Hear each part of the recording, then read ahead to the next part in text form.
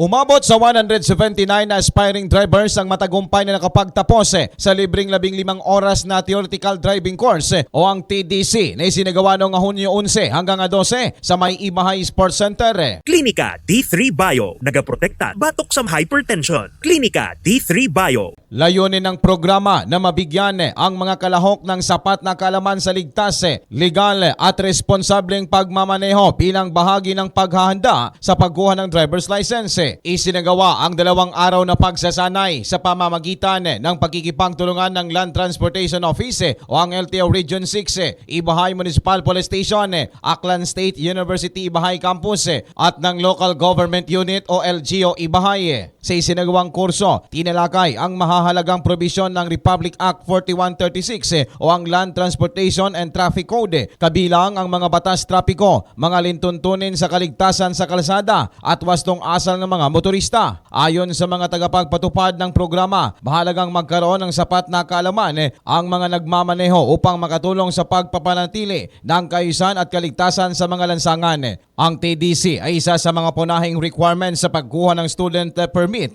at driver's license sa bansa. Balita Regional mula dito sa probinsya ng Aklan. Ako si K5 Leonard Viray para sa kampiyon na balita, serbisyo publiko at kasiyahan sa Kalibo. K5 News FM. Klinika D3 Bio, nagaprotekta batok sa hypertension. Klinika D3 Bio.